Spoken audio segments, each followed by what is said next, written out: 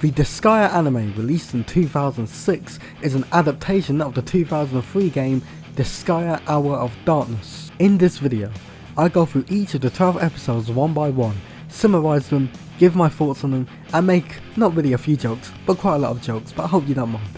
As you can tell by the runtime of this video, this is a long video, so please use the timestamps provided, alright? Now the reason why I mention that is because the first version of this video I posted on the r/Disgaea subreddit, and let's just say people weren't happy. They were pretty much complaining about the length of YouTube reviews and all that stuff, and someone responded because they want to make money. Now they weren't directly saying me or OP, but I've got 15 subscribers and I'm not in the partner program. Now I do find it hypocritical that but I feel like you, the viewer, don't really want to hear me rant on about a bunch of degenerates on Reddit who downvoted and disliked my video. But it's just like, you can't really sit through a 1 hour 30-minute video. But as I said, use the timestamps provided. Obviously, as I mentioned, it is a long video, but there's that. I just wanted to mention that. Now if you're in the Disgaea community, I really hope that you do mind some of my jokes and enjoy this video. Before I actually move on, here's a bit of a quick rundown. The Disgaea game, as I mentioned, was released in 2003. The anime adaptation started airing in April 2006. In this video I have little things that pop up that say the exact air date as well. And during that, I used a bunch of images. And one of the images had DisgaeaDVD.com on it. And through that I found out that the anime was released on DVD in America in about 2007. Here's a screenshot. And also that website also spelled Disgaea wrong as well, so that says everything you need to know. In the United Kingdom, the Disgaea anime was released on DVD in about 2009, 2011, oh no, the date keeps changing. But there's some information that I thought you should know. Also another thing as well, I found out about Disgaea through Rebel Taxi, so I guess shout out to him as well. I originally mentioned him in my original intro. But that's mainly everything that I wanted to cover for this intro. But the only thing I've got to say before we move on to episode 1 is that I'm recording my voice right now at the very end of September. My voice for the main part of this video was recorded in March. Now there isn't a huge change, but all I'm going to say is that my voice sounds just a little bit different. I hope you don't mind the jokes, hope you find it funny, and I think that's everything that I need to say from here on. So maybe I'll see you back at the outro. Let's bring it to episode 1.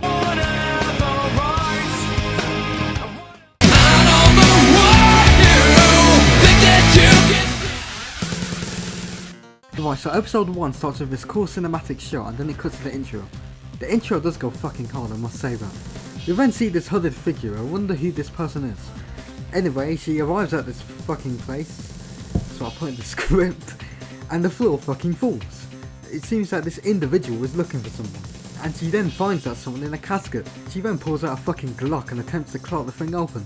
Well, it's already dead, so I'm not sure why you're trying to shoot her. And then a hand pops out.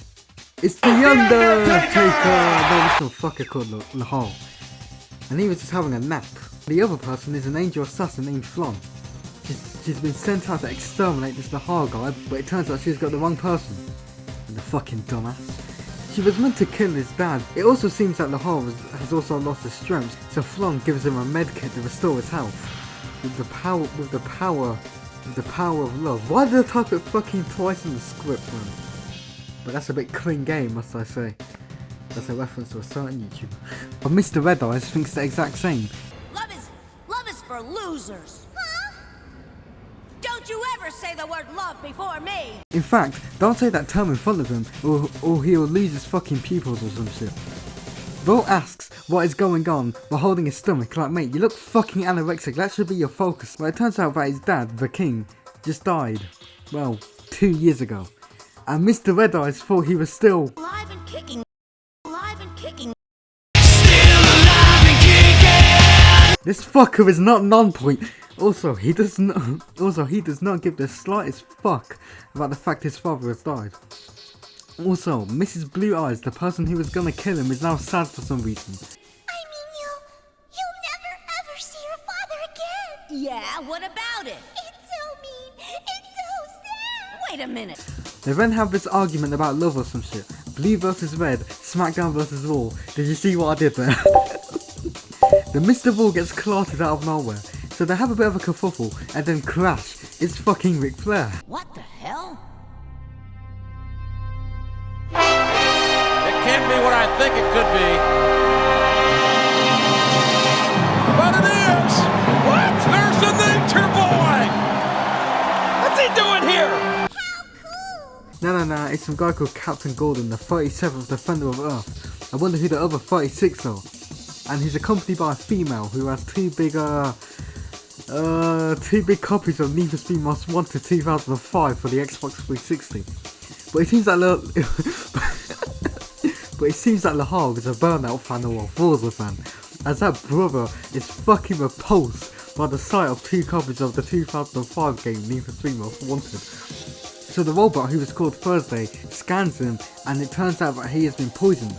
Rumour says it was Electronic Arts who did this. But the SmackDown woman then uses magic to heal him, I guess. Gordon asks how the fuck she did that, but he gets blanked pretty much. Miss, what was that power you just used? I'm Flonne. Fuck you, my nigga! Oh yeah, fuck you as well about your can't install update. No one gives a fuck, kill you, and fuck, she even snitches on him. And this guy is Laharl. He's a demon prince. A demon prince? Laharl has gained his powers back, but the copies of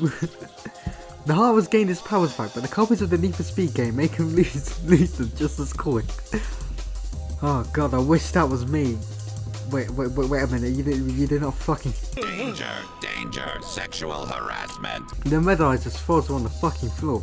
So Gordon decides that he's gonna obliterate Laharl. Jennifer, Thursday, get in formation! Roger.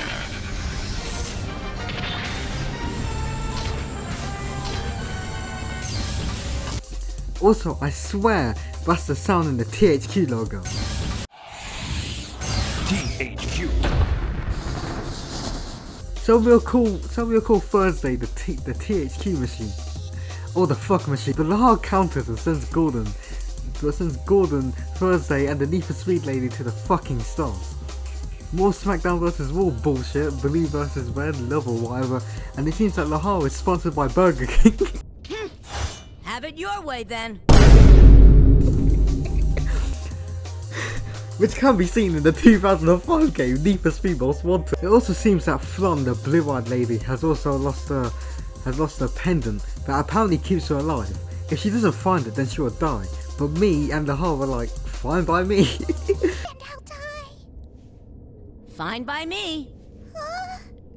Ha! It'll save me the trouble of killing you. Yeah, I'm in this series, by the way. Yeah, I wasn't even a fucking sperm cell. But he then does a twist of fate and it's like, I'll help you if you give me some cash or whatever. But the bitch doesn't have anything, so he's like, Fuck you, my nigga! Also, it turns out that come... You see, on this channel, I have a bit of a joke where I like to say come Tuesday. So, come Thursday, I love that idea, has the pendant. The creature that attacked Laharl earlier spawned out of nowhere and sends Flonne fucking flying. So Laharl fights the thing and he fucking closes it, so it's all good. SmackDown vs Raw once again as the two dickheads argue about love again or whatever. But this time, it gets a bit out of hand as the bitch spawns a Pokemon looking thing. But we don't see any of the action as the camera cuts away and we see this mysterious person. Sure wonder who that is. It's episode 2 now and the fight doesn't even start as Flonne loses her fucking powers and then has the audacity to ask Laharl, you know, the guy that she was fighting, to find her pendant. How'd you call her? To find her pendant. I guess I really do need my pendant, don't I? Please look for it. I beg you.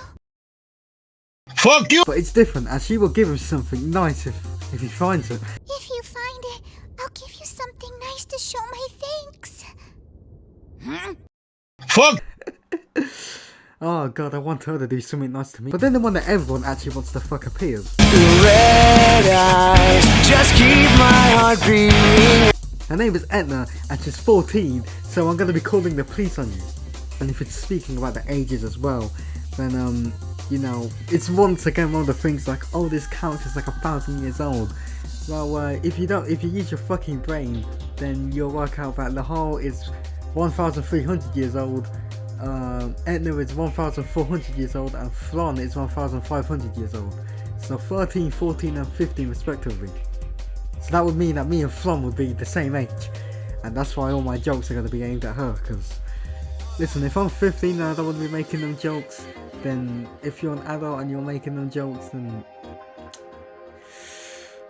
they call me EMP, you might be EDP. But anyway, this Etna girl, it seems like she has a past with the whole or whatever. She's about to croak. And I'm about to cut. The Royal Tag Team of Red Eyes then decide to abandon Flonne, which is absolutely fucking understandable. So we see our good friends of Gordon, Fuckman, THQ Machine, and Need for Speed Lady. Maybe I should call her Mia Townsend. And it seems that Need for Speed Lady is now wearing Flonne's pendant. I need to stop myself from saying pendant. But then an angel from Celestia fucking spawns in and is like, hand me that pendant right now. And Jennifer's just like, okay. And then the angel man gives his gratitude to the THQ Machine. Or Thursday. You know, one thing I do in these videos actually is that I refer to them as a joke, but you know, as a joke name, but I feel like it might not hit well in this video. Laharl then proclaims himself as the overlord of the Netherworld, but he wants to take over Earth and Celestia as well. It also seems that Etna refers to Laharl as Prince. I mentioned this as I'm saddened that it's not King, because I can't make a Yes King joke. Yes King! If you know, then you know. For 2 seconds we then see the lifeless body of Flonne, and then it cuts back to the Royal Tag Team of Red Eyes, as Laharl tells Etna to make him some food. Etna, make me something to eat! Fuck! The way he says it makes me want to clothesline this little prick. Then Etna gets a fucking flip phone out, and then calls for these people called the Prinny squad? I wonder who they are, dude. Well, they are pretty much slaves that look like penguins, dude. Fuck, they might ever get attacked by the Massa, dude. 2 of them even shit took the hole, but it seems that he can't hear what they said. Who's that kid with the nasty look in his eye? Maybe it's the moron Lady Etna keeps talking about. I couldn't hear what they were saying! I mention this as I swear later he has some supersonic hearing.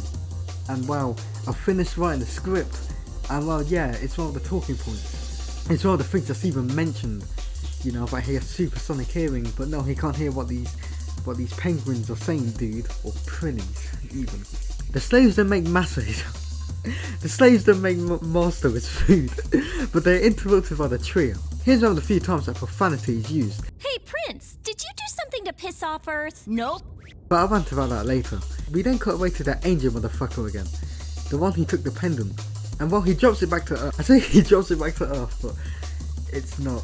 It's the fucking Netherworld. I did see a criticism. I looked at a few reviews before I finished off the script, because as I said, it was like a good few fucking weeks, maybe even a month even. And I saw someone saying, you know, why does the Netherworld, you know, it looks a bit too bright, it's supposed to be fucking Helmet. So we cut back to the 3v3 and Thursday is transformed back into the THQ Machine with the sound effects and all. Transformation underway. THQ. And it seems like the horror is going to be obliterated again. But once again, that dumb Flonne saves the Royal Tag Team of Red Eyes. That random unnamed motherfucker is there again, and SmackDown vs. Raw occurs again. And the heart says what we all want. Just do us a favor and drop dead already! No way! He then pulls out a fucking sword out of nowhere, and Flonne says that she'll give everything back she's got, and then she fucking faints, so I'm guessing that it's not a lot. Then this purple-head I didn't even know that I said this in the script. Then this purple-head simp is like, I'll have you, my lovely angel. My brother in Christ, you're not giving any of her because she's Sorry, it's April 1st, guys. We need to remember it's April 1st. So it's actually March 26th right now. We then get the birth of one of my favourite jokes in the show, and that's the mid-boss joke. Demons of every kind cower before the dark Adonis. I don't care what you call yourself! From now on, your name's Mid-Boss! Nice one, dude! Mid-boss! How can this be? Oh, whoopsie! Mind you that this joke was in the original 2003 game, so you could say that it's ahead of its time. The pendant, oh my god, fucking pendant, hold your colour. God almighty. Then coincidentally falls exactly where the shit show is going on, and then Mid-Boss picks it up. We then get to what I think is a funny scene actually, where Flonne begs him to give back the pendant while calling him Mr. Mid-Boss. I found the pendant, so now it belongs to moi! Please give it back to me, Mr. Mid-Boss. Ah! Et tu, mademoiselle, et tu! My name is Vyers, the Dark Adonis! Mr. Mid-Boss, I beg you, I must have that Looks like he's down for the count. Please, Mr. Midboss, give it back to me. Fuck! It seems that Mr. Midboss also has a thing for saying moi instead of me. It belongs to moi! Wow. And out of fucking nowhere, the ground just collapses right below him. And then he falls right through and drops the pendant into the fire below. But Mr. Monday Night then saves the day by collecting the pendant with his K-Pound thing and gives it to Mrs. Tuesday Night. Well, we should have, well, actually, no. We should call Etna Mrs. Tuesday Night, as she's something called a succubus. And while you can read what a succubus is on the screen. Come Tuesday? I love that idea. Sorry, I just had to put that joke there. And Flonne's power has been restored. And the gift that she gives to Laharl is the power of love. Well, why else? You promised to give me something good, remember? Actually, I've already given it to you. Huh? Place your hand on your chest. See? Can you feel it? That warm fire. Fuck out with that bullshit. I wanted to see some stuff. I need to tame myself down. But anyway, it seems that Flonne wants to join the rogue tag team of Red Eyes. Wait! I'm coming with you! And Laharl, despite all that fuckery and fights and shit, is like, alright. But Laharl is like, yeah, you can join. But you're at a lower tier than the Prinnies on the tier list. You know, as I said, the Prinnies are the slaves. And the rich is like, sure, fine by me. This next episode doesn't want to start as the DVD is scratched. First of all, this is just a question I gotta ask. How the fuck do you scratch a DVD? Like, I feel like it's different. Like a DVD, you're just playing footage games. I feel like it's different between DVDs and games. Especially as the 360 is known for eating discs. And the 360 is what I'm focusing on. But anyway, yeah, the disc is scratched. How the fuck do you scratch it? Like, come on. I find it funny that it pauses on the name of the guy whose name has Yoshi in it. It's an inside joke that dates back to my Mario Kart videos from 2 years ago now. About the Yoshi look. How, you know, Yoshi's my favourite character, but everything would go wrong. And well, you know, this guy has Yoshi in his name and he wants to fucking freeze every time. But the episode finally starts. But it seems that Etna and Flonne are friends or something. And then Etna whispers something to Flonne. We don't fucking hell, I misspelled it in the script as well.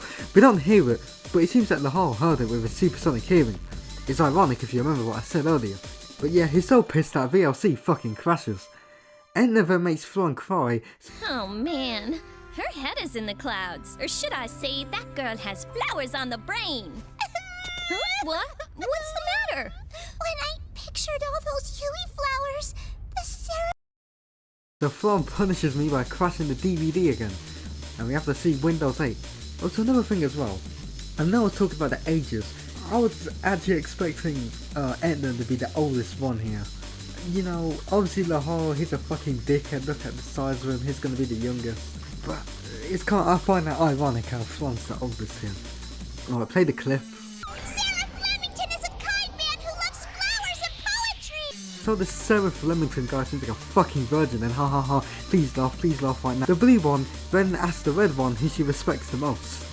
Etna obviously does not say Laharl and he gets mad. I know I mentioned it earlier, but that fucking make me dinner comment earlier, I can see why she doesn't respect him. I actually want to kick that little in the head, I don't even care. While Flonne is just standing there motionless with this dumb fucking facial expression, Laharl states that he wants to have a rest and he wants to go to an inn. Moron! An overlord doesn't sleep on the ground! Take me to an inn! A premier inn. So he calls the slaves, Prinnies, and then he tells them to take him to the nearest premier inn.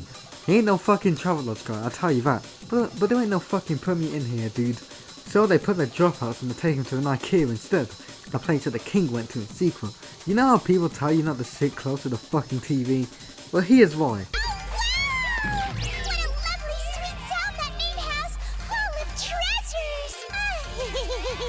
Flonne jump scare aside, I called this place the IKEA because the bed that the Overlord wants to sleep on is a display item. And also mentioned the dropouts as well because they had a series of videos around the time which I wrote the script where they they stayed at the fucking IKEA, and they would get kicked out. Well, the employees tried to do the same thing to Laharl, but he pulls out a fucking shank and they run away. So while this motherfucker is trying to sleep, Etna joins him in the bed. Lucky guy. But of course Flonne ruins it by pressing fucking random buttons and shit. The Raw tag team of Red Eyes actually enjoy it, but I fucking hate Flonne, so that's how it's ruined. A slave then delivers him a leaflet announcing the return of the Overlord Laharl and totally nothing else.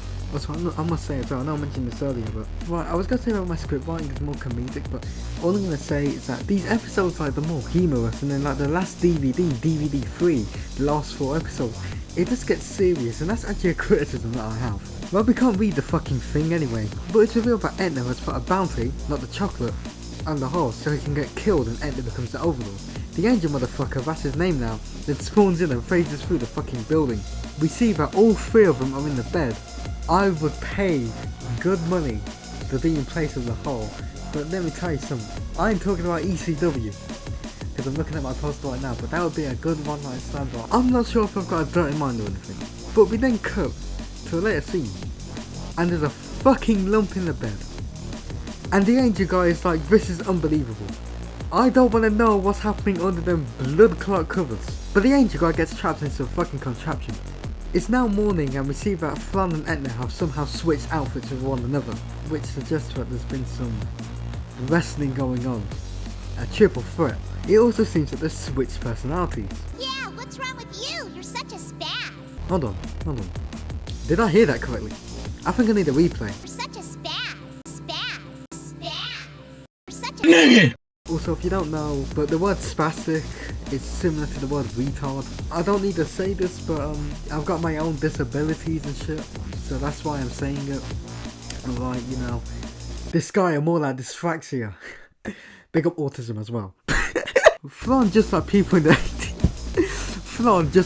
1800s, then attacked the poor Prinnies who are just doing their jobs, and Etna is now sad and shit because of that.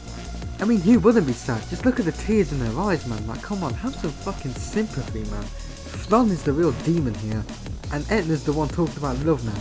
And it's at this point where Laharl realises that they've switched personalities. Flonne, why did you do that? Now I get it. It looks like that love freak is now a smartass and vice versa. They must have somehow traded personalities. Yeah, but when was it? And how? But I mentioned it before him, so I win. As I said, I could beat him in a fucking scrap, I don't even care. You want a scrap outside middle? He wonders how this happened and the IKEA worker responds. They now traded to SmackDown Etna. Decides that she's going to give a tour of the IKEA for some reason. Is it too late for me to explain that this is a treasure haul on IKEA? Anyway, Mid-Boss makes a cameo. Oh, I'm so sorry. I couldn't get anyone to insert a coin, so you don't have any lines. They then go to this game room, but it's been vandalised by Xbox stick suckers, as they all have X's plastered on you. And yes, it's a direct attack at someone. You know who you are, stop fucking dick sucking Game Pass down my phone. But there's one left intact, and it's one where you have to clock the Prinnies. It's quite sad actually, but it's fine as Laharl gets thrown in there and hopefully gets some CTE. We then get SmackDown vs Raw Pop, whatever the fuck it is, but they actually do fight. Sort of. But it's just Poundland Ryu and Poundland Stone Cold. After all this time, Laharl asks why there's just a random fucking door floating. The IKEA tour guide says that whoever enters this comically large door will never exit the big ass door again and will never be seen again. It seems that Flonne is trying to rizz up Laharl again, but he's like, fuck off. Your Y2KJ is responsible. I'm sorry, I need to stop with this joke. It's ironic, alright, I'm being irony. April Fool, happy fucking 26th of March Day. The other trio of Gordon, okay, that's what I was referring to earlier. For some reason later in the script, I refer to, you know, Etna, Flonne, Laharl as the trio, pretty much. So that's why I'm getting a bit confused. But the other trio of Gordon, Need for Speed Lady, THQ Machine appear, and the Burnout fan looks at the copies of Most Wanted and jumps back. In response to this, they decide to scan Flonne and Etna to see what the fuck is wrong with them. And Thursday, I love that idea, spits out the answer. Diagnosis. Role reversal syndrome. Role reversal syndrome. I already know that, damn it! But he doesn't know how to solve it, so Mr. Red Eyes actually sends him out the fucking building. Mid-Boss actually speaks and says that Laharl is acting very unattractive. How very unattractive of you! What's that, metalhead? And for obvious reasons, that's a bit fucking mad. Then he says, have it your way. Have it your way then. Are these guys being paid by Burger King or something? He then gives Laharl the side quest of getting into Miss Red Eyes and Miss Blue Eyes.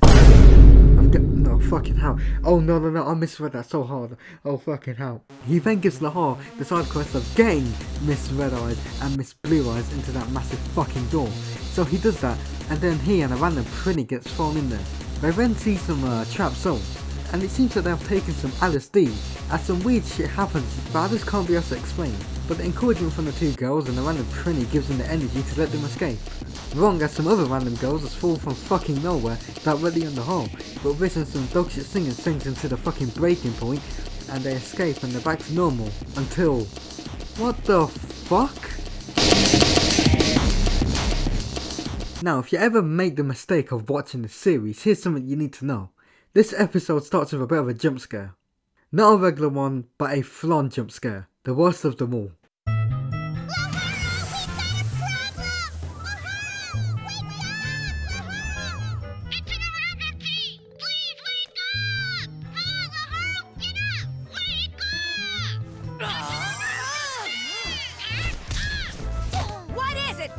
How did it take that motherfucker so long to wake up? Her voice is so loud you can wake up the whole fucking street, maybe the whole fucking city, maybe the fucking county. If you need an alarm, then you know who to call. Anyway, did that brother fucking clatter? I mean, I would too. No, I wouldn't. I'll give her a good old hug, wouldn't I? Satire! The hold up is that the Prinny's went on strike. Is this 2003 or 2023? While Laharl does not want to pay the poor pricks, we learn about the Prinnies are actually the souls of people who have committed sins, and if they have committed enough good deeds or have enough money, they can be reincarnated. Laharl then makes the mistake of asking Flonne for food, and while he didn't like it, going back to Laharl's supersonic hearing though, he clearly hears that the blue bitch says that she's not a good cook or whatever, but he then asks her to make something else, before Etna is like, are you sure? The Great Overlord decides that he's going to pay the Prinnies by committing theft. We then see this pig guy. This is an EMPbutStronger video. We create our own names as I said earlier. And he has this thing called the Demon Tome. And whoever owns it can claim the title of Overlord, I guess. But then this kid spawns in and it's like, I don't want you to be the fucking Overlord, and knocks over his race or whatever the hell it's called. But who cares, as we see Laharl leave the fucking place. And no surprise that the blonde bitch tries to stop it. But you can't stop the Prinnies if you pay them. They then leave more places before Flonne says the thing that no one's ever heard before. We then cut to Gordon and the gang who are in the CEX store. They're trying to trade some stuff, but they get lowballed with some dumb prices. Not a good CEX store credit, I must tell you that. Like this DVD. As I said, I bought it for £4, I could trade it in and get some good store credit. It's all about that store credit. I want to make a quick shout out to TVM and the rest of the gang. But Jennifer then gets her 2 copies of Need for Speed Most Wanted 2005 for the Xbox 360, and the guy at the till is like, wow. And it's like, I'll give you extra for a fun time if you know what I mean. But not for long, as the CEX is invaded by the Laharl and the fucking Prinnies, so that they can get store credit for all the items. Then the fucker asks for food. Now with the amount this guy eats, you'll be forgiven if you thought he was going to be a fat prick. Also, why does Gordon sound different here? How dare you trample over the great Captain Gordon, 37th Defender of Earth! And then his voice just goes back to normal. Yes, I've been trying to earn enough money to pay for the repairs to my ship, which was wrecked by you! But then they get blasted off like Team Rocket from Pokemon, and after a little fighting with Prinny, Etna tries to hide the wanted poster by knocking Laharl to the ground. This means that he's in the perfect position to put that little prick in the head. I want to curb stomp him like Seth Rollins. He then finds out that his old stuff is traded in with, and I do find that ironic because here he is stealing shit and trading it in. It's not a CEX, by the way. I'm not sure why I keep saying trading in, but you know, like, it's ironic how stealing shit and trading it in, and now his stuff has been stolen and traded in. After that, he then leaves the CEX and thinks about his old man. He then says this. I always planned to take out that old geezer myself. Why? Keep it them in the hall. Proper British geezer this man is. Wants to get the foreigners out the country and drink a good old Stella. Abolish! Sounds like you should not speak like that. We should love everyone, including the foreigners. Enough joking about the majority of Facebook's users. The whole is like, where the fuck is the Demon Tome? And that guy's son from earlier is like, I know where it is. Well, it seems that they already... Oh, so you two already know each other? Fuck! Alright, Flonne, I was literally about to say that. To cut a long story short, the little prick wants to get the other little prick to kill his dad. How lovely. And of course, Flonne is over here trying to change his mind by talking about that love shit. The truth is, you actually love... Oh, my TV's fucking mudded. But who cares, as Laharl goes to this guy's gaff with a shank, and it's been revealed that the Demon Tome has been taken, but sold to the CEX. really good store credit I've heard as well. Hold on, is that fucking Dream? Well, it turns out that the cost of living crisis is in the netherworld, as that guy, I can't remember his name, says that he can't pay for his gas and electric. Fucking hell. And now I'll be taking everything you own. You can't.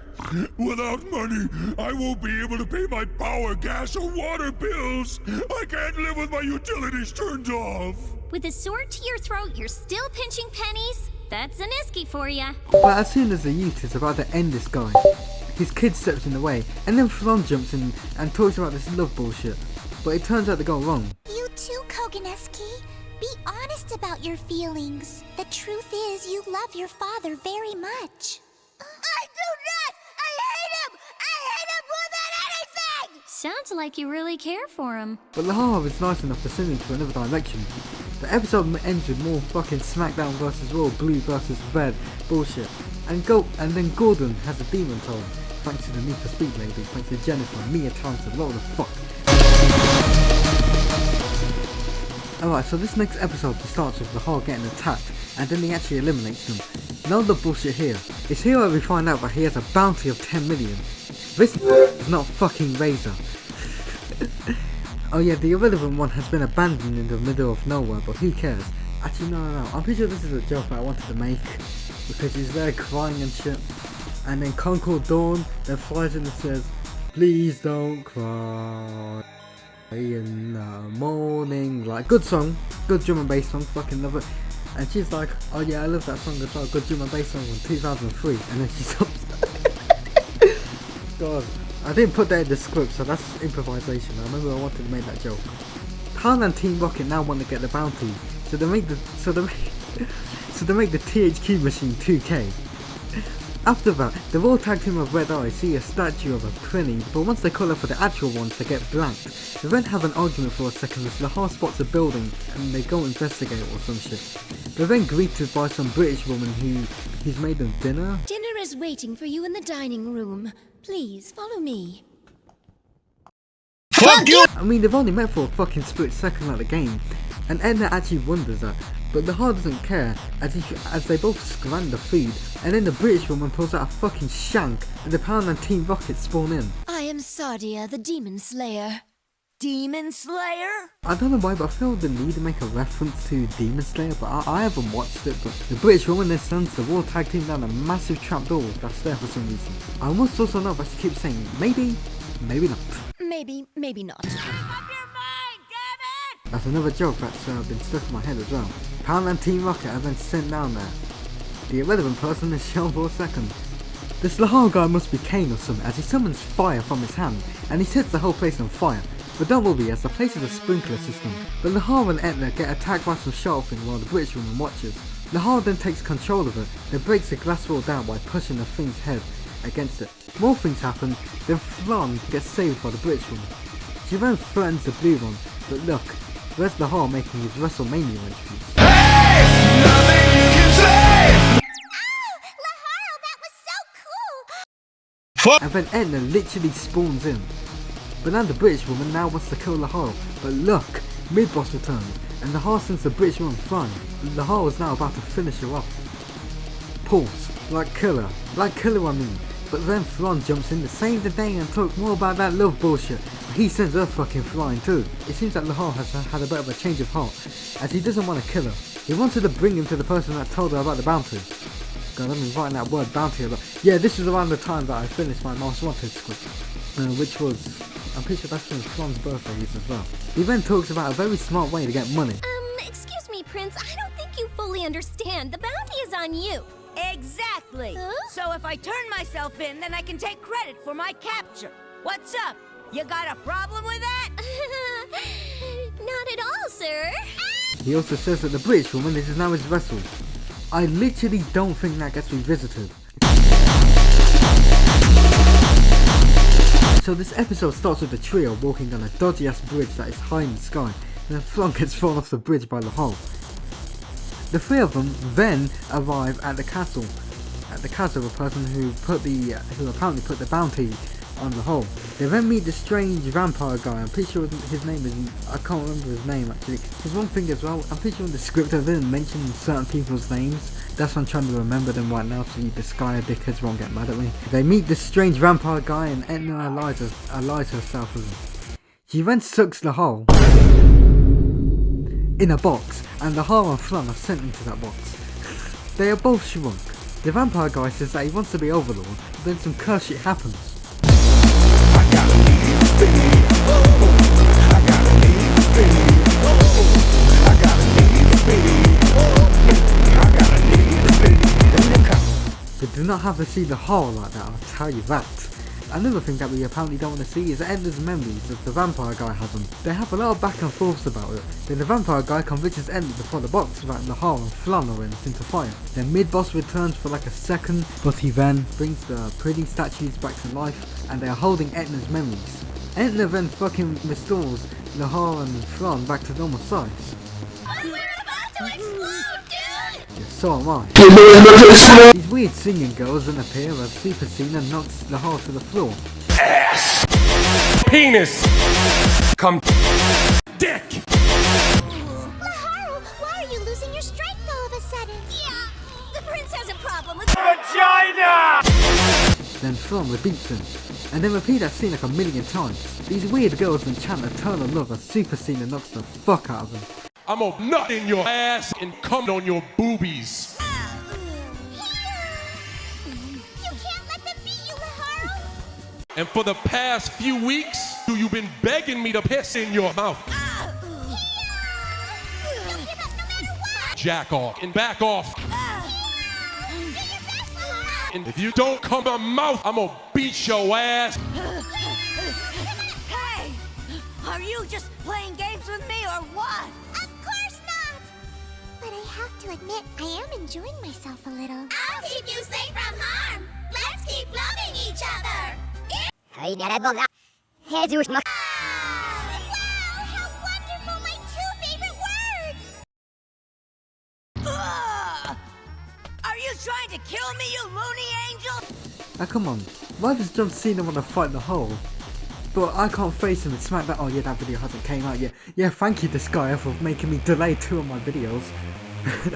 It's totally not because of procrastination, but then Laharl gets extremely lucky. I wish that was me. Satire. But seriously, what the fuck is the wide obsession with this shit? Like as I said, these would be 13, 14 and 15 respectively. So that's why I can kind of make a joke about that, saying that it was me, because if you're a grown-up adult saying I wish that was me, I'm calling the police. I'm calling my boy Sergeant Crossbow, like come on. Anyway, Etna says that she poisoned Laharl.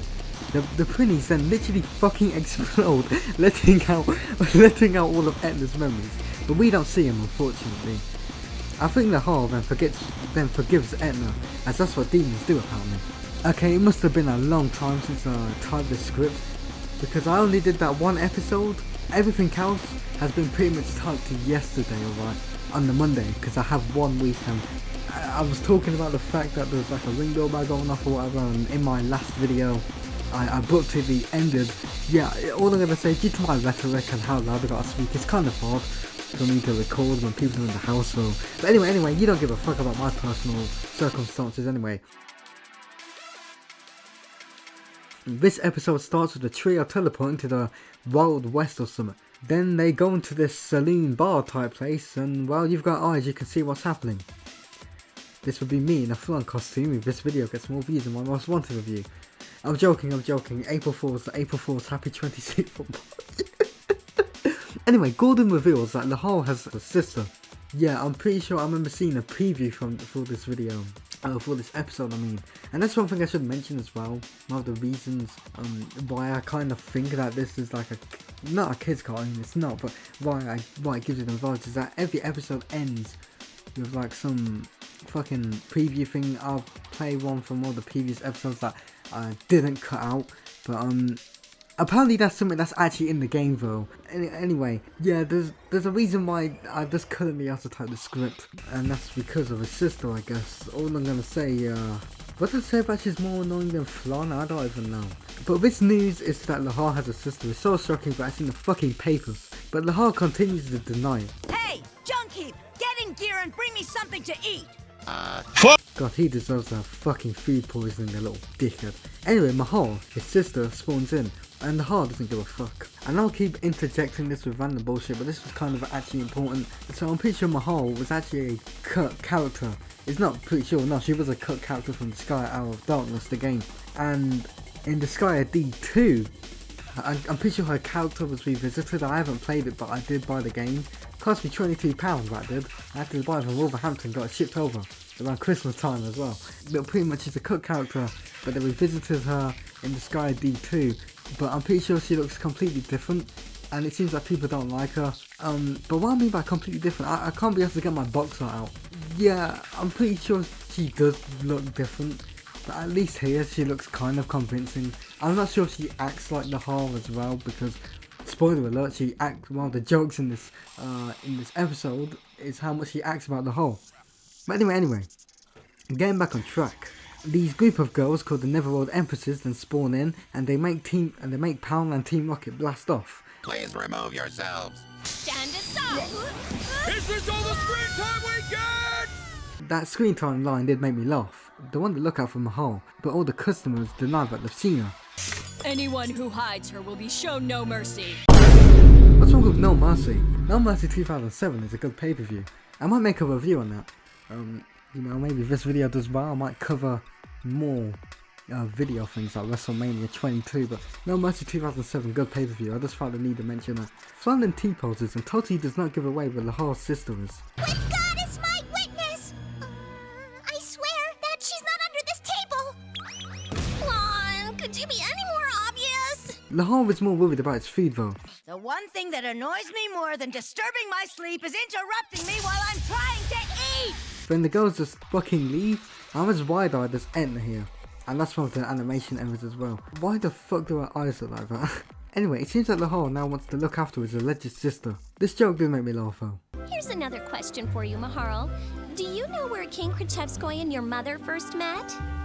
Where my mommy works. And where's that? The Black Garden. My, what a beautiful name that is. What do they do there? It's a place where you can talk to girls while you have a drink. But you have to talk to a different girl each time, and the men have to buy the girls drinks before they go talk somewhere in private. Sometimes they buy them presents. I get it, please stop! And also, did she just cause a fucking terrorist attack? What? Well, she just fucking blew the place up. Anyway, I never mentioned of great hearing, because you can certainly hear this one. Well, she's exactly like the prince, right down to his killer hearing. What did you just say? Hey lady, you got any pickled dragon skin here? Do you have pickled dragon skin? Do you have...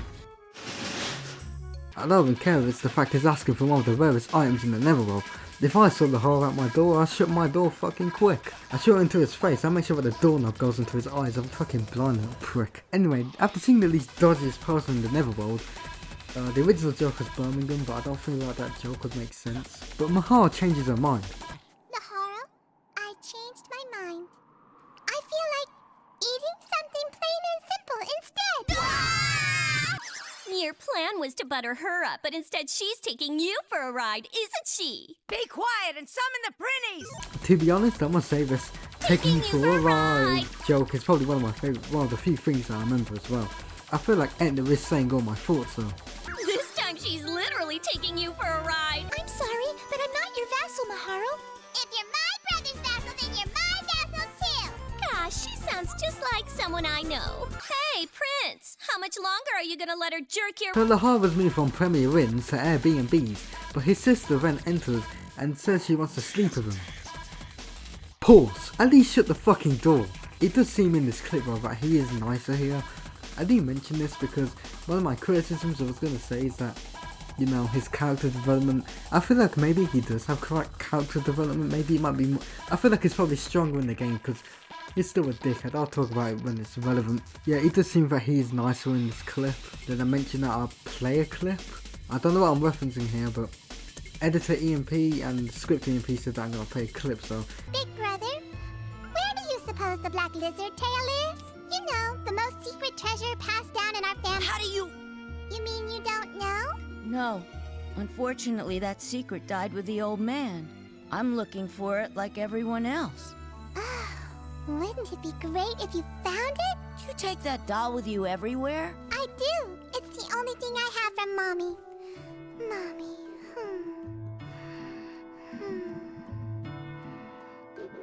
Mommy, huh? Big brother. Well played. You're more cunning than I thought. And also that door has been open for the whole fucking time. Also, what the fuck is going on here? God, I feel like I actually do need to do some censoring, you know, for the AdSense. I need to get my £4 back. Alright. Also, I don't know why, but when I first started watching the series, like way back in November, I thought that this series was animated in 4:3 but was just zoomed into 16:9. Now the uploads on YouTube are 4:3 but squished, but the reason I mention this is because I wish that it was in 4:3, the spaces being filled in. But anyway, Laharl then suddenly falls ill, and then Geezer Laharl gives us some proper British staring to get the foreigners out. And my boy Midnos, who the fuck is that? And then my boy Midboss spawns in. He then tries to visit Laharl in the middle of the fucking street. My goodness, what an enchanting mademoiselle you have on your arm. I'm his little sister, Laharl. His sister! Excuse me if this seems a bit too forward, but what might your mother's name be? No, forget I asked. Don't tell me. I don't want to know. I don't want to know. Why are you acting so crazy? Is this man always so strange? Yeah, don't talk to him. It might be contagious. Let's go. Now, as I said earlier, if Laharl's age is 13, I don't want to know his sister's age. I really don't want to fucking know. Midboss really nonsense himself out in the middle of the street, but I reckon that's the show that is relatable to the viewers. It's a joke, don't get mad at me. Laharl just stands there looking at the rain while Etna was having a great conversation with John Cena. Oh, so she hasn't come back yet? It sure is quiet around here without that little tyrant. Who knows, maybe she went and found herself a new big brother.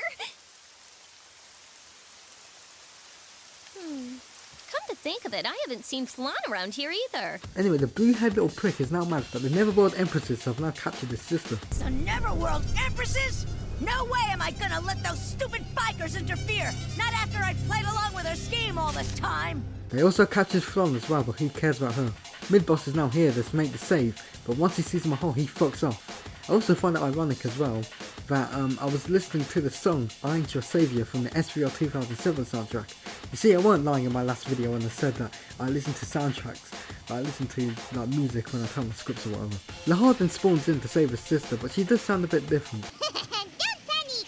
As long as we have the girl, that buffoon can't even touch us! Hey! What's with that accent?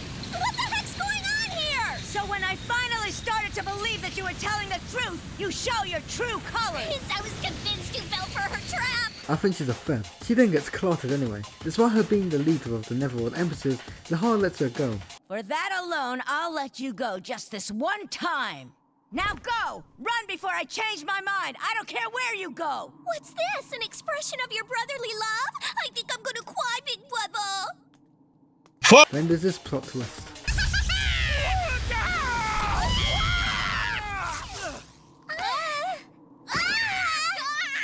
What's going on around here? Your little sister is Huh? Just as I was so close! This is all your fault, you stupid big boss! Well, it's time to move on to the next episode, dude, because it's going to be a good episode, my dudes.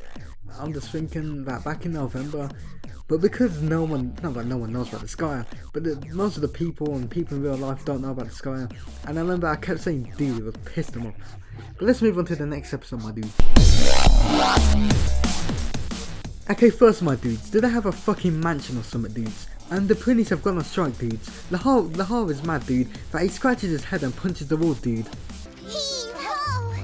Heave-ho! Heave-ho! Also, dude, I don't know why they keep saying that goofy ass shit, dude. I blew them off. And she what? Dude, Laharl then spots a lone Prinny, dude, and forces him to drive this bandwagon, dude. The thing then fucking dies anyway, dude. Feels bad, dude. That's very sad, dude. It doesn't matter though, it's the fuck ton of them on this island or some shit, dude. Power and Team Rocket then spawn in, dude, for a split second, dude. Like the game, dude, for the Xbox 360, dude. The trio want to go into this Prinny island, dude, so they decide to blend in, dude. First, Laharl doesn't even have the fucking body to his Prinny fursuit, dude. And Flonne wants to put her dumb fucking thing on her head, dude. Well, actually, I had hoped to make mine a little cuter by adding pretty ribbons and lace. The Prinnies are dumb anyway, dude, so don't question it, dude. Also, take a shot every time the word dude is said in this. I was actually referencing the anime itself, dude, but this is just a joke that I'm adding into the video right now, dude. Improvisation, it's not in the script, dude. I'm gonna just keep saying the word dude every now and again after every sentence, dude. The Prinnies then acknowledge the whole slavery thing, dude. We are not going to let them work us like slaves anymore, dudes. Together we can achieve victory, dudes! As you all know, demons are stupid. If they think we're gonna be their obedient little Prinnies forever, they're in for a nasty surprise, dudes! Right on, dude! What did he say? Oh, we have a courageous brother among us today. Is the word brother or the word dude the equivalent to the word nigger, dude? Laharl then pictures off the CGI Prinnies, dude, so the trio escape to a wooden building, dude. The Prinnies then burn it down like Seth Rollins, dude. I've made a reference to him twice. Our pink Prinny then saves him, dude. So you're the Prinny who rescued us? I don't know how to thank you. But there's only one fucking Prinny down here, isn't there? The pink Prinny then fuck, my fault. Ah, my fault, fuck. The pink Prinny then reveals that the Prinnies want to overthrow the Overlord, dude. They're planning to overthrow the Overlord of the Netherworld and establish an independent country that is of, for, and by Prinnies. They're what? The movement was originally established to demand improved working conditions, but it eventually led to the idea of founding a Prinny utopia. Wow, is that the reason why all the Prinnies have gathered together here? No, there's someone controlling them from behind the scenes. So, who exactly is this mastermind? I don't know, dude. And now, Prinny! Toon Entertainment presents Prinny? Millennia 24.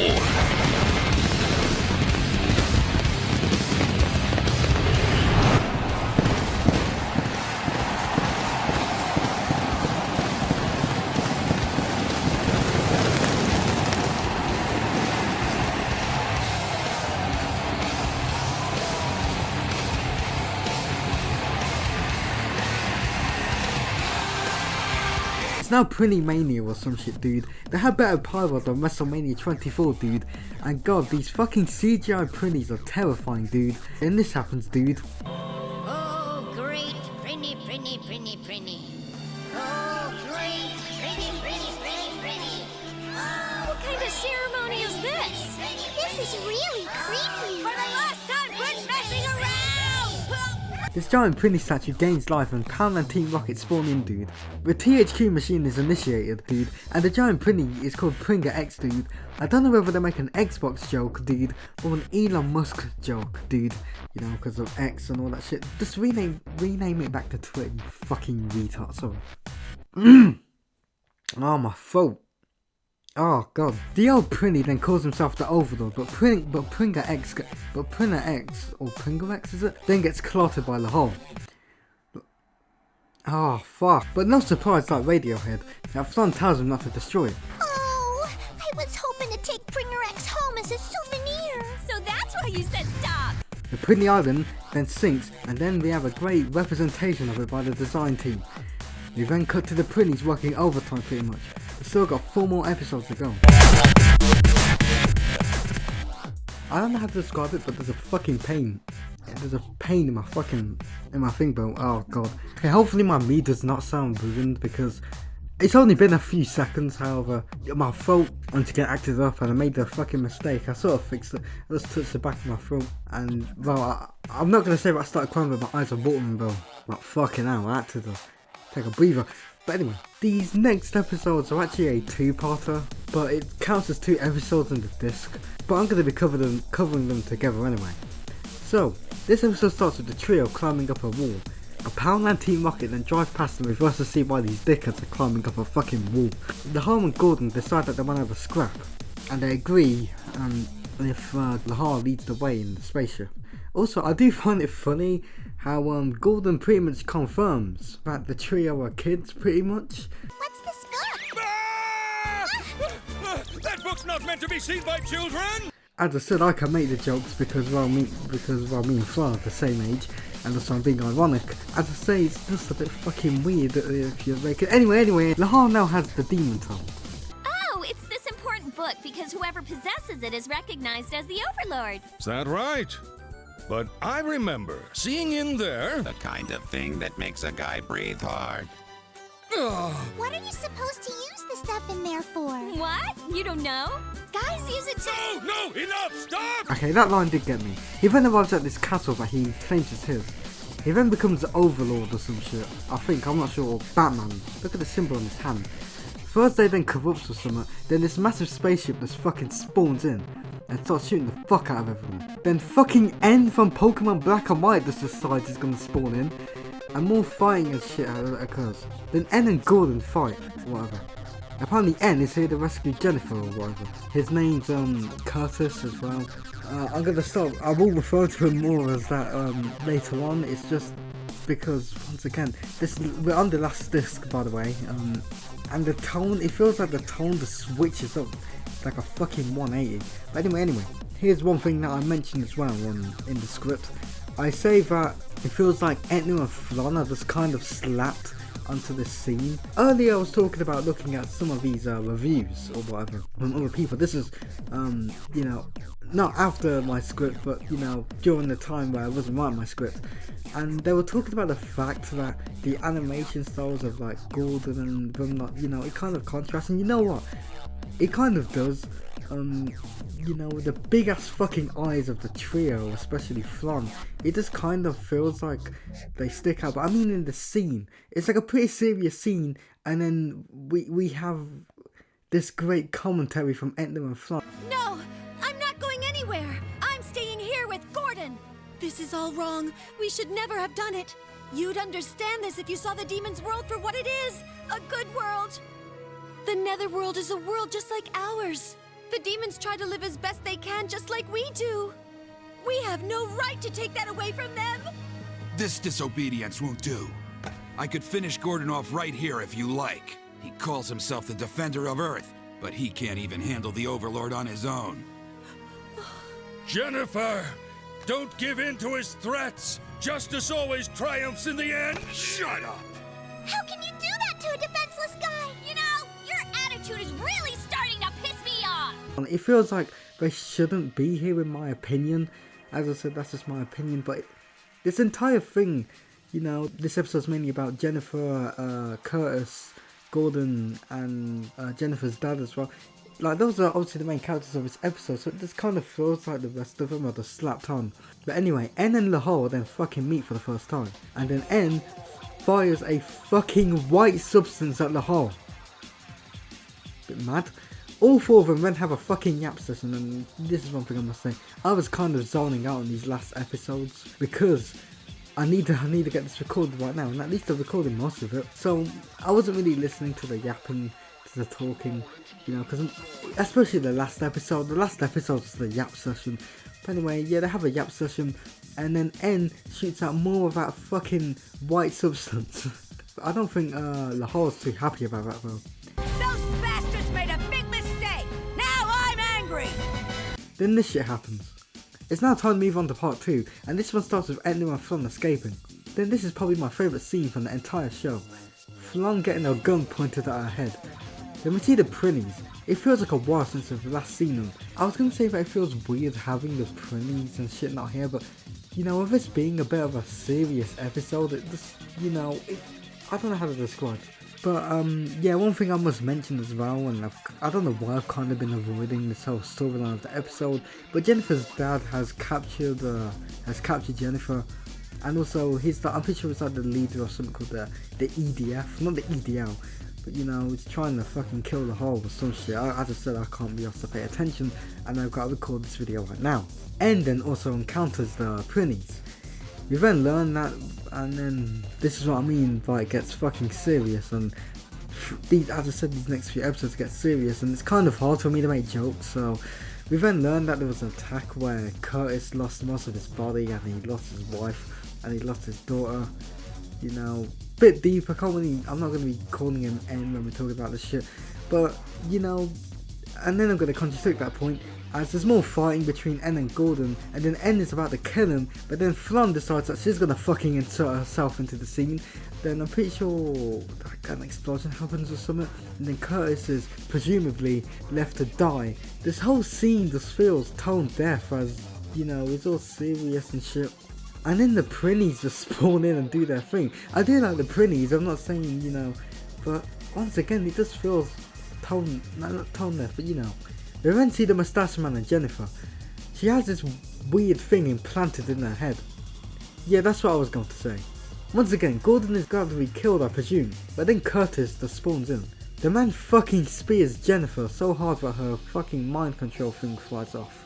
Okay, yeah, this is where it gets, you know, once again, a bit serious. Curtis then kills himself as he takes the mind control thing, and then he jumps off the spaceship, and the thing fucking explodes. So yeah, he sacrifices himself pretty much. This scene then happens, and for once I actually agree with Flonne. Hey look, she's back to normal. Shh! Don't talk during a touching moment! You know, this almost makes it look like they're the stars of the show. You okay with that? They can have it this one time. These angels from Celestia fly in and try to kill Laharl. Flonne then reverses the attack, but she accidentally kills one of the angels. This will be very important later. We also learn that Celestia and Earth have been working together to bring down the Netherworld pretty much. That pink Prinny from the last episode also makes an appearance. Jennifer's dad then fucking escapes by dropping out the floor. Mid-boss then also makes a bit of a cameo. I think that Pound and Team Rocket and Laharl have a bit of a peace treaty, and I don't think they're relevant at all. What I mean is I don't think they show up at all until later on. Flonne then wants to fuck off to Celestia by herself, but then Laharl wants to join as well, because he wants to take it over. Next episode. Once again, I keep saying that these episodes are deep, and this one is a bit of a deep one. It's not really an episode where I can make jokes about. Now, me personally, when I watched it, it didn't make me cry or anything, but I've seen many people say that it made them cry or whatever, and, you know, I don't feel like I want to make jokes, but, you know, I do make a few jokes in this part, but, yeah, this one is just a bit of a serious one, nothing really to make jokes about. At the end of the last episode and at the start of this episode, we see that there's a red moon in the sky. You can also hear and see Prinny singing the song. Listen, I think I hear something.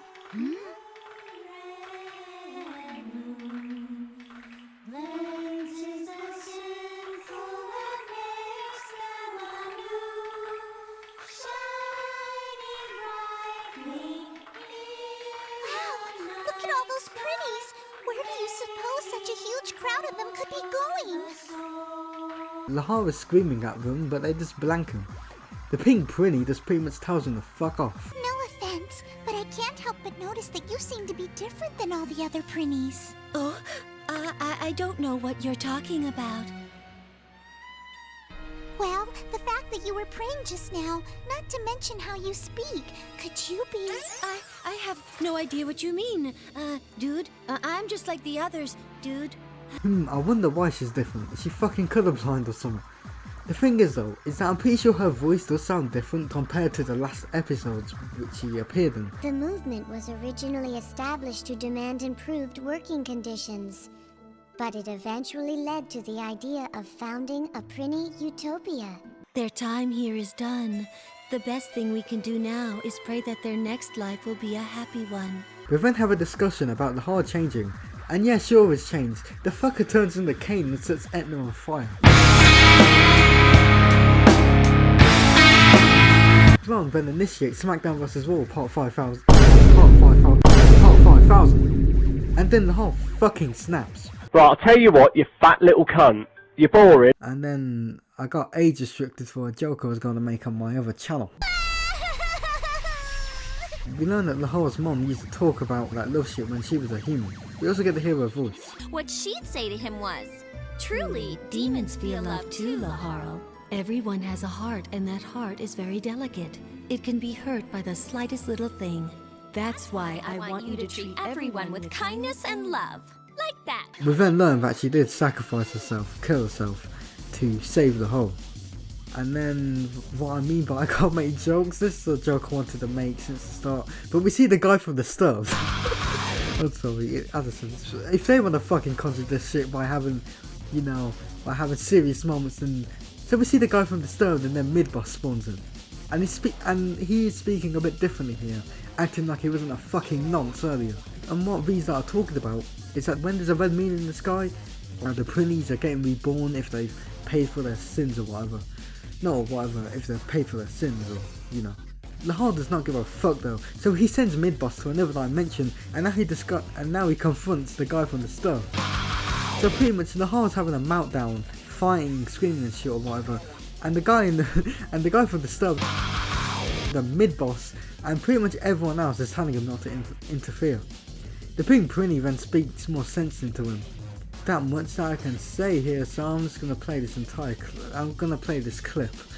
I was gonna say entire, but I'll edit it down. Your Highness, if indeed you truly do value your vassals, if you have any affection for them at all, then surely you must be able to give their rebirth your blessing. If you are the true overlord, I beg you, treat them with kindness, compassion, and love. Truly, demons feel love too, Laharl. Truly, demons feel love too, Your Highness. Please allow them to go. They have atoned for their sins. So this is what's best for the Prinnies? It is. Yeah, fine. Go ahead, do whatever you want.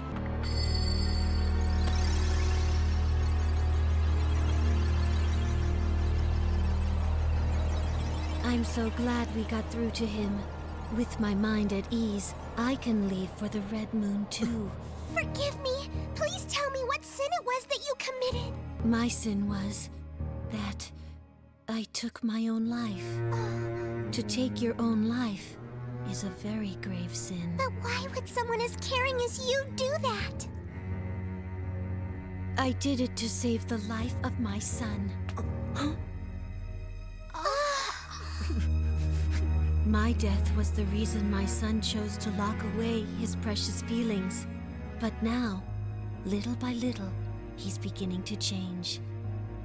He owes that to the wonderful people that surround him.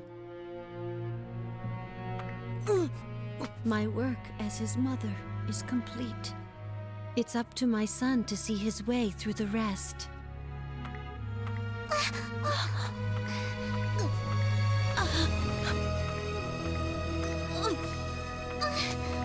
No, wait! Please wait! If you love your son so much, why are you leaving without saying anything to him? You think I'm being cruel, don't you? Of course I want to tell him I'm his mother. Of course I want to hug him, hold him in my arms. But then we would only have to part again. It is an act of love to watch over him in silence and leave without saying a word. His enduring that sadness once was enough. This is just another way of showing love. Highness, please be well. Time for me to go. Goodbye.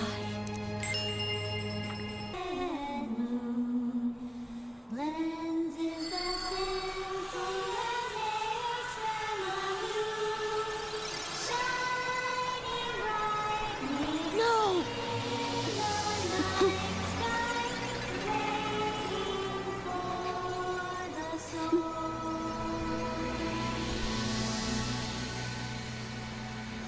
But I think the real reason he denied the love in his heart was that he loved his mother so much. As I said earlier, this episode is just deep, and this entire series and my personality is all about having a jokey, non-serious tone, so it's kind of hard for me to, explain this, because it's serious, and, I don't want, the Disgaea fans to get mad at me for obvious reasons. But Laharl was stricken, and he can't let her go. I'm sorry, I'm fucking sorry. I'm gonna cry, big brother! This entire scene is serious, sad, emotional, whatever. And then immediately, it just cuts to this. I'll play it. I'll never forget that sad love for as long as I live.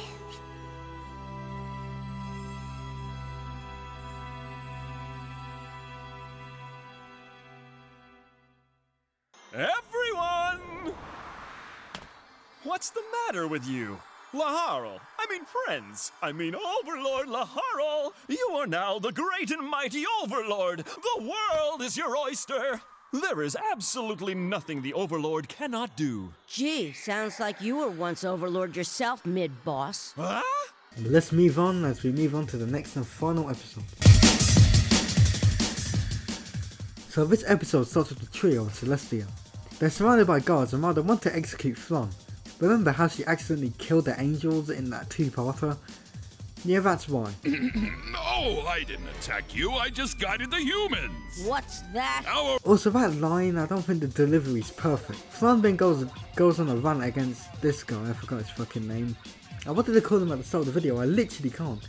Holy fuck, I've been recording for an hour. That's what yapping does, it's gonna get edited down though. But anyway, the trio get attacked and Laharl clots them all. But then meets Seraph Leamington. And there's this massive yap session that I just can't be asked to summarise. I tell you that, but you know, they're talking about a lot of stuff. I can't be asked to rewatch it or whatever. And I just can't be asked. Something about like hypocrites or whatever, you know. But then the volcanist guy, that's his name, then tries to kill Leamington. He gets turned into a frog. While Laharl and Seraph Leamington are having a back and forth yap session, mid-boss spawns in. More talking and shit, and it's now time for Flonne to pay for her sins. I'm sorry, Laharl. I was really completely and utterly useless as a vassal, wasn't I? But I was not wrong to have faith in you.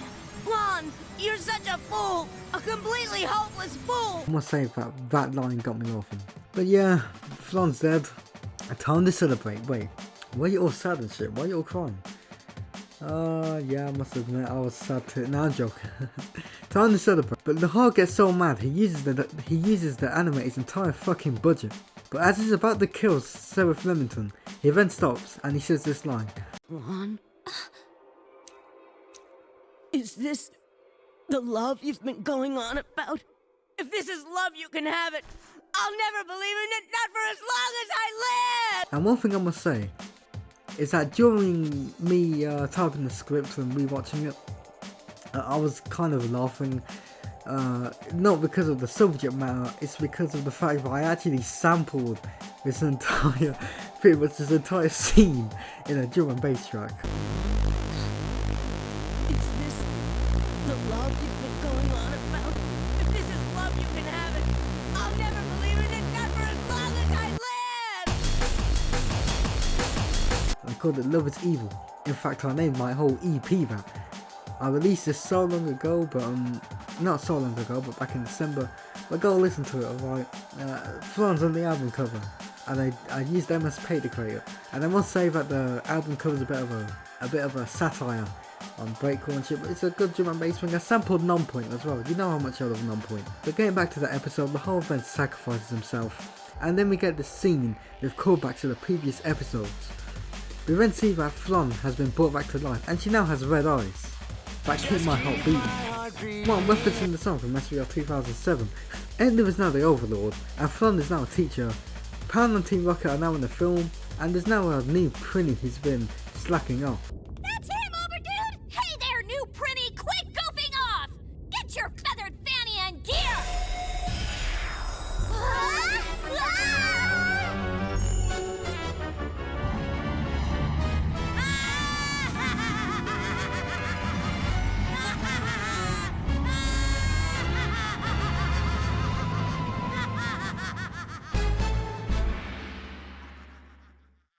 I think it's quite obvious who that is, and that's the end of Disgaea, and I do not want to see this fucking anime again.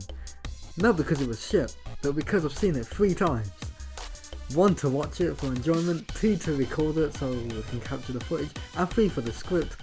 Bonus points for this video I made about every dude as well, and also me editing. Right, it's me from 5 months in the future, I'm back now.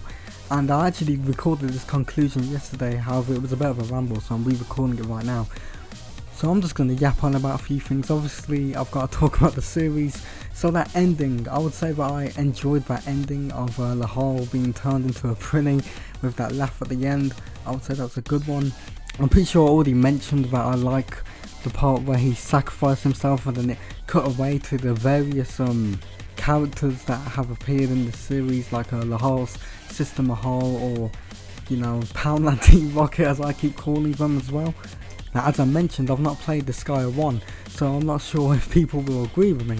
The reason why I mention that is because what we got in this anime was the bad ending of Disgaea 1. I'm not really sure what the good ending is, I forgot, so I'll pull it up on the screen. But the bad ending is, well, what you just saw, and how you get it is by killing one of your allies that's on your team in the game. So I guess you could say it's accurate to that. Also, another thing as well is that in the post game there's this like big boss who you're supposed to beat, I'm pretty sure, and his name's like Bull or Baal or how you fucking pronounce that. But I'm pretty sure he appeared in the trailer, but I'm not sure what he looks like, so I'm not sure if I'll be able to point it out. But I'm pretty sure I saw people saying that. But yeah, maybe they could have like visited him. I'm pretty sure he killed Laharl's dad. I have to look into that. But yeah, there's that. If we're speaking about differences between Disgaea 1 and this anime, I've got to mention this major one, and that's the opening. In the game, it's actually Etna that woke up Laharl instead of Flonne. I'm not sure if that makes sense to more people. The reason I mention that is because when I first watched this back in November, I thought that Laharl and Etna were brothers and sisters. For a second I thought that. I don't know why, that's when I first watched it. I barely knew their fucking names or anything, but there's that little factoid. Obviously I know that they're not. Also, another little factoid, I've actually played Disgaea 1 actually on PS2 like a few months ago, just to, you know, try it out. And I would say that I just kind of knew what to do, right? I mean, it was only the tutorial one that I played, you know, sort of fucked up. But recently I played on the PSP, and I did not have a clue what I was doing, but I'll get the hang of it at some point. So I have technically played Disgaea 1, alright. But overall, in my opinion, did I enjoy Disgaea? Well, my opinion is more important than anyone else's, and yes, I did enjoy this anime. Obviously, there were the animation errors, which I noticed even more when I was editing this video. Due to Premiere Pro fucking me though, I'm not sure if I'm able to go back through my footage and find some, and also I just can't be arsed, so I'm using that as an excuse. But yeah, well, I enjoyed it. The characters, I've picked up the mangas as well, Disgaea 1, then the 2 volumes with Disgaea 2, and I do enjoy, as I call them, the trio, you know, the war tag team of Red Eyes, and then you got Flonne. But yeah, I also enjoyed Poundland Team Rocket as well, and also the little gags as well with them and mid-boss. I forgot who was it, but had that screen time line. I'm pretty sure it might have been both of them, but had a similar joke to that. But I did enjoy the breaking of the fourth wall and stuff like that, so I'm guessing I might just like the Disgaea humour. Obviously my major gripe is, I guess, the tonal shift, as it did feel a bit harsh, you know, because the first 2 discs, you know, you could even say, not filler, but you know, not really that much was going on, and then here we go, the start of disc fucking 3. Well, in the UK version, because I'm pretty sure it was 2 discs in America, but the start of disc 3, you know, you had the 2-parter, and well, I still stand with what I said, but it just felt like that, you know, the trio were kind of just slapped on. It was definitely, well, Poundland Team Rocket, as I call them, it was definitely their episode, and you know, I just felt like them lot was slapped on. And then obviously for episode 11, I just played the whole scene because I just joke around and stuff, and I feel like people would have got pissed off if I used my jokey attitude and stuff and make jokes, but I had to throw out the stove joke. But yeah, I guess that's mainly my major gripe, is like the tonal shift. I'm not sure if the game does it better, because you know, it's not like in the game it stays all goofy and shit. I'm guessing, and I'm pretty sure I mentioned this before in, I think it was the Laharl episode, I'm pretty sure that was episode 7. I mentioned that I'm not sure if Laharl was like character change was done better in Disgaea 1, because here, the reason why I mentioned it, episode 11, there was, it's like the penultimate episode, right? And here's Laharl, you know, setting Etna on fire and making Flonne cry. Like, he's still a dickhead here, you know what I mean? After going through my footage, I feel like I do, I guess, slightly realise something.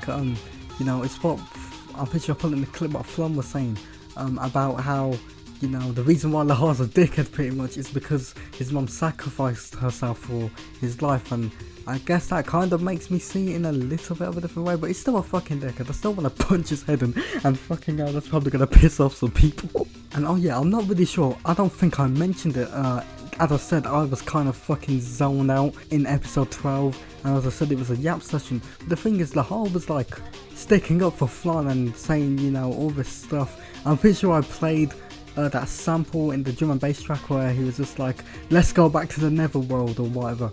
So, you know, I'm guessing in that episode he did change, but you know, not being a dickhead for like a single episode is like, come on. But as I said, I was zoned the fuck out, but I do realise that after editing this video. And that's why I'm glad I did this conclusion after editing this video, because fucking hell. Now while the visuals were, well, the visuals, I would say that the voices for the characters were well done, especially in these later episodes as well. I'm mainly talking about like the two-parter, and also the Pink Prinny's voice actress as well. I'd say did a good job for the emotion part as well. Especially after, I'm pretty sure it was when Flonne asked her, why don't you want to say goodbye to Laharl or something like that. Her vocal delivery was great on that. I know I mentioned a few gripes with the voices, because I'm pretty sure Gordon's voice has fucking switched for a second, and then in just recently, you probably just saw it, it was when Laharl, I'm pretty sure they might have cut his voice or put the wrong voice clip in, because he was like, what's that, just like fucking randomly. But you know, other than that, it's the same voice cast from the game, excluding Etna, as in Disgaea 1 she had a different voice actress, and then in Disgaea 2 I'm pretty sure that's when they changed it. And then in the fucking re-releases on everything but a fucking Xbox console, you know, she's had a different voice. I'm pretty sure her name is Michelle Wolf, if I'm pronouncing that, and I'm pretty sure she actually did an interview about the Disgaea anime, so might put some stuff up about that as well. Now I'm not sure if I did this in my previous videos, but one thing I'm probably going to do is be like, oh, but I recommend this thing, and would I recommend you to watch Disgaea, and here's my great recommendation. I mean, if you want to, because I'm pretty sure there's no point now that I've just kind of gone over the entire thing. Now I bought my DVD, as I said, for £4, less than a mega box. And elsewhere it's probably going to be expensive, and I don't apologise if the DVD goes up in price. I'm pretty sure it's on a Crunchyroll as well, or on you know, pirated sites. My sister's got the source, like how I've got the WWE source, but obviously I can't give it away. But they had Disgaea on there, so fucking go wild and find it if you want to. And the reason why I made that joke about saying, oh yeah, I'm probably not going to watch it again, it's because it's about like 4 hours, like in total 4 or 5 hours. So, you know, if you got that much time, I mean, to be fair, it's obviously way fucking shorter than these Disgaea games, as I mentioned. It's one of the reasons why I don't want to record them, because they're that fucking long, right? And also, I'm not sure when to stop, because, you know, I usually stop, you know, at the credits, but no, when you see the credits, that's when the game begins. And I was making a joke to myself that if I play like Disgaea 5 or whatever, I want to platinum the game, but I'm not sure if I'm able to do that. But I think I've said what really needs to be said, or what I've got to say about this anime. So I was gonna let August me finish off this video, but I might as well just finish it off, because ironically the thing that I was moving on to was, am I gonna cover any more Disgaea stuff in the future? I like the Disgaea franchise, as you can tell. However, it depends on what the fandom thinks of this video, ironically. Now, if they don't like this video, then I don't give a fuck. I like this video, but you know, there's no point of making another one if no one's gonna watch it. If they like this video and they want me to cover something like Disgaea Infinite or Disgaea 2 or whatever, I'll cover it. And as I mentioned in the original recording, I wanted to cover something called Hyperdimension Neptunia, which I ended up picking up after I finished the original cut of this video. But I just want to replay something that August me said. I'll look into that at some point. Neptunia, hyper degenerate Neptunia, because yeah, it's got some fucking fan service and degenerate shit as of that I've saw in someone doing a review on it. And so yeah, I'll probably cover that at some point. I didn't even realise I was saying hyper degenerate Neptunia back then, but I ended up getting bullied by some retard on TikTok. Yeah, he thinks he can take the piss out of my voice, but I don't care. I know that my voice right now is not sounding good because I got a cold. So it's sounding all nasally and stuff like that, but trust me, I'll sort it out. And also I can't say the word free apparently, but I reckon I just said it perfectly right there. Now if you're watching this far, then you probably like my voice because I've been yapping on. But I've talked about if I'm going to cover Disgaea content in the future. What about my next videos? I'm pretty sure I mentioned somewhere in this outro or somewhere that Premiere Pro has been fucking me, and you know, Windows and all that stuff. Well, I'm gonna be switching to Mac at some point. One of the M1 Macs, MacBook Pro. Hopefully, fingers crossed. Maybe it could fall flat in its face and stuff to use this dog shit, but pretty much I won't be getting that to my birthday, which is in November. So on the 5th of November, come to this video and say happy birthday EMP. So yeah, there's that for future content, but by the time you're watching this, I should hopefully have some more videos out. Hopefully the most wanted videos out, hopefully SVR 2010's out. And I think that is legitimately everything that I've got to yap on about. I know that I always say that and then I've got something else, but other than that, thanks for watching. You know, big up the sewer gang, big up Flonne, and most importantly, fuck off.